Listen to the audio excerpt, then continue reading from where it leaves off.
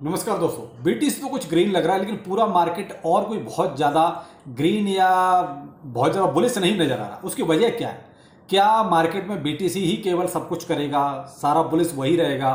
क्या वजह है? क्या जो अभी एक और नया रायता फैला था ट्रंप और इलोन का, क्या उसमें कुछ पैचअप हुआ? क्या अपडेट है? बीटीसी क्यों हुआ इतना ग्रीन हुआ? चलिए उस पर बात करेंगे। अच्छा लगे तो लाइक सब्सक्राइब जरूर कीजिएगा। अब यहाँ बात आती है पहले बीटीसी की। तो अभी आप देख रहे हैं करंट में बीटीसी आपका चल रहा है 1,05,400 और 500 के बीच में। थोड़ा फ्लक्चुएट हो रहा है, लेकिन इसके आसपास आप मान सकते हैं। अब ये अचानक से क्या, कल से ही आप देख रहे हैं धीरे धीरे हल्का सा ये ग्रीन हो रहा था। उसकी वजह थी, मैंने आपको कल भी कहा था, ये जो डाउनफॉल आपको देखने को मिला ये टेम्परेरी था। उसकी वजह थी केवल ट्वीट, यानी कि जो एक वो कहते हैं कि मुंह जवानी जो लड़ाई चल रही थी ट्रंप की और इलोन की, उसकी वजह से ये सब हुआ था। कुछ अंदरूनी बातें खुल रही थी, तो आज वो जो है सारी चीजें बंद हो गई। अब कहीं ना कहीं दोनों का लॉस था। देखिए, वो आखिर राष्ट्रपति और इधर ये बिजनेसमैन, तो दोनों ही एक तरह से देखा जाए बिजनेसमैन है, और कहीं ना कहीं दोनों के ही हित यहाँ आपस में टकरा रहे थे। तो यहाँ दोनों ने मुझे लगता है पीछे पैचअप कर लिया, क्योंकि जो वाइस प्रेसिडेंट हैं जी डी वेंस, उन्होंने जो एक ट्वीट करके ये चीज जानकारी पहले ही दे दी कि कहीं ना कहीं फिर दोबारा से ट्रंप हमारी टीम में वापस आ रहा है। तो अब उसी से आप अंदाजा लगा लीजिए कि एक वाइस प्रेसिडेंट इस चीज को कह रहा है, तो कुछ पीछे हुआ है।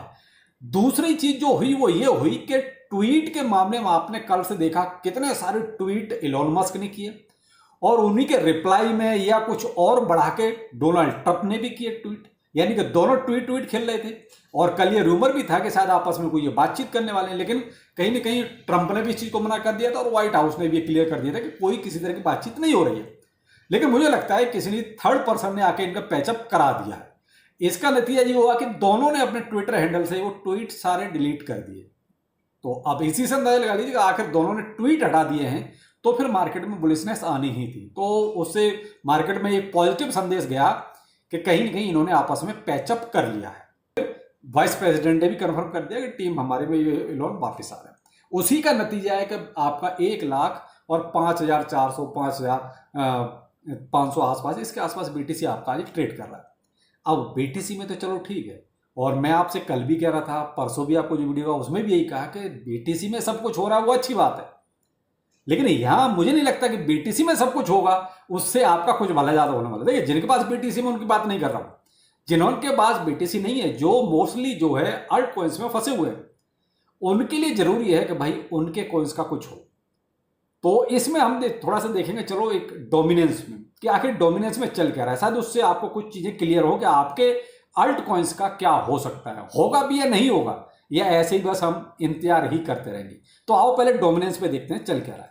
हाँ, आप एक चीज देख रहे होंगे, बीटीसी आपका जो है लगभग 63.7%, इथेरियम आपका 9.2%, अदर्स आपका 27.1%। ठीक है, ये सब आपको डोमिनेंस अभी दिखाई दे रहा है। अब इसमें आपका कौन सा है जो आपको ज्यादा ट्रिगर करता है, जो आपके लिए बहुत ज्यादा जरूरी है, और वो है अदर वाला, यानी कि 27.1%। देखिए, बीटीसी ठीक है, बीटीसी का डोमिनेंस बढ़ेगा तो मेरे भाई अपना ये 27.1% है ना, ये नहीं बढ़ेगा, ये अप्रॉक्स ऐसे ही रहेगा या थोड़ा बहुत बढ़ेगा, क्योंकि जब बीटीसी ज्यादा बढ़ेगा तो हल्का फुल्का तो बढ़ सकता है, लेकिन इसका हल्का फुल्का बढ़ने से काम नहीं चलेगा। इसमें वॉल्यूम ज्यादा आना चाहिए, उसमें पैसा ज्यादा आना चाहिए। पैसा ज्यादा आएगा तो ये वाला भी जो है डोमिनेंस अच्छा खासा बढ़ेगा, तो वो नहीं बढ़ रहा है। इथेरियम में आपका थोड़ा सा पॉजिटिव जरूर हुआ है। इथेरियम में आपका जैसे लगभग 1.5% के आसपास ऊपर है, यानी कि 9.2%। तो ये तभी से हुआ है जब से आप देख रहे हैं कि अभी इसका उदाहरण मैं आपको देखिए, यहाँ ईटीएफ का जो पूरा फ्लो है वो देखता हूं। यहां देखिए ईटीएफ में लास्ट वाली कैंडल पे देखिए बीटीसी आपका कहीं ना कहीं सेल हो रहा है। तो जो ब्लैक रॉक हुआ या फिडेलिटी हुआ, जो मैं आपको मोस्टली अपडेट आपको दे ही रहा हूं कि ये लोग बीटीसी को थोड़ा सा सेल करके प्रॉफिट बुक करके और कहीं ना कहीं इथेरियम की तरफ को जा रहे हैं। कहीं ना कहीं इनका मोस्टली अभी जो बाइंग चल रही है वो इथेरियम में ज्यादा चल रही है। तो आप जो ब्लू कलर ऊपर देख रहे हैं, देखिए ये पॉजिटिव है, यानी कि इथेरियम में बाइंग हो रही है। और इसके नीचे जो आपका येलो कलर है वो बीटीसी है, तो आप उसमें देखिए बीटीसी आपका नेगेटिव चल रहा है। तो हाँ, इससे आप अंदाजा लगा सकते हैं कि कहीं ना कहीं जो फोकस है लोगों का, जो बड़े लोग हैं, मैं वेल्स की बात कर रहा हूं, तो वो कहीं ना कहीं इथेरियम की तरफ जा रहे हैं। तो उसी वजह से आप देख रहे हैं जो इसका इथेरियम का डोमिनेंस बढ़ा 9.2% हुआ। अब भाई जो 27.1% है, यानी कि जो अदर हैं, इनका क्यों नहीं कुछ हो रहा? तो देखो भाई, जैसे धीरे धीरे फ्लो इथेरियम की तरफ बढ़ रहा है। देखिए मेरा अपना ये ओपिनियन हो सकता है, आप क्या सोचते हो कमेंट सेक्शन में जरूर बताओ।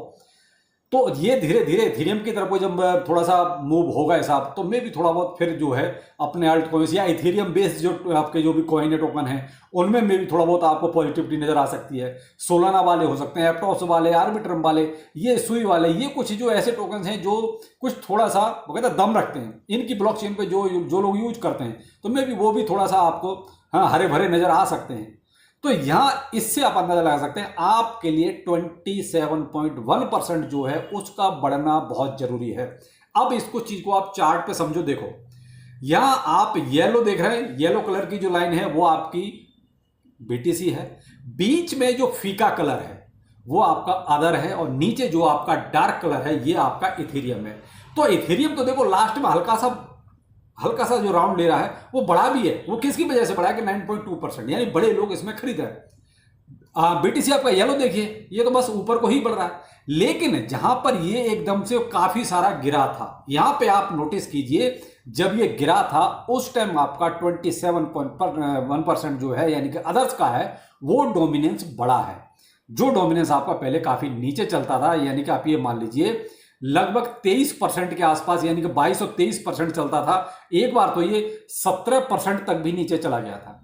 तो जैसे ही बीटीसी का डोमिनेंस गिरा तो आपका अदर्स का डोमिनेंस बढ़ा। तो इसलिए मैं कहता हूं कि बीटीसी का प्राइस थोड़ा बहुत बढ़ता रहे, कोई दिक्कत नहीं है, बीटीसी का डोमिनेंस करना बहुत जरूरी है। और जब तक ये बीटीसी का डोमिनेंस नहीं गिरेगा तब तक भाई ये 27% है ना, ये आपका ज़्यादा 28 हो जाएगा, 30 हो जाएगा, उसका फिर नीचे आ जाएगा। तो इसलिए बीटीसी का डोमिनेंस स्थिर रहे, थोड़ा गिरे, प्राइस तो देखो बढ़े, हल्का फुल्का बढ़े, ज़्यादा नहीं, हल्का फुल्का बढ़ता रहेगा तो कोई दिक्कत नहीं। तो ये फर्क है। तो हमारी जो बीच वाली लाइन है ना, जो हमारी अदर्स की है, इसका बढ़ना बहुत जरूरी है, जो कि अभी लास्ट में भी आप देख रहे हैं डाउनफॉल की तरफ ही चल रही है। तो इससे बस एक चीज ये क्लियर होती है कि जिनके पास बीटीसी है उनके लिए तो कोई दिक्कत नहीं है, वो सब बढ़िया है। इथेरियम भी धीरे धीरे मोमेंटम पकड़ रहा है, चलो वो भी ठीक है, लेकिन जिनके पास इथेरियम नहीं है, जिनके पास बीटीसी नहीं है, तो भाई उनके लिए फिलहाल इस मार्केट में ज़्यादा कुछ पॉजिटिव नज़र नहीं आ रहा है। क्योंकि भाई जो डाटा बोल रहा है मैं आपको वही चीज़ बता रहा हूँ, मैं कोई हवाई बातें नहीं कर रहा, कोई लंबी लंबी फैक्ट नहीं रहा, कोई आपको डरा नहीं रहा, केवल जो चीज़ सामने है वही चीज़ आपको बता रहा हूँ, वो भी बहुत ही सरल वे में कि आप जहाँ पर हो वो 27.1% है, यानी कि आप अदर में हो, और अदर का आप हाल देख रहे हैं। तो जो आप पूछते हो कि मेरे टोकन का क्या होगा, मेरे टोकन का क्या होगा, तो भाई इससे आप समझ जाइए कि आपका टोकन का क्या होगा और कब होगा। कब तभी होगा जब बीटीसी का डोमिनेंस गिरना शुरू हो। तो आप दुआ करो कि ये जल्दी से थोड़ा डोमिनेंस गिरना शुरू हो, प्राइस हल्का फुल्का बढ़ता रहे, उससे कोई फर्क नहीं पड़ता, तो डोमिनेंस का गिरना बहुत जरूरी है। तो शायद अब आपको ये चीज समझ में आ गई होगी कि आपके टोकन्स का कब और क्या होगा। तो आपको कितना समझ में आया या आप इस बात से कितना सहमत हैं, एक बार कमेंट सेक्शन में जरूर बताइए। चलिए फिर मिलते हैं इसी नए अपडेट के साथ। नमस्कार।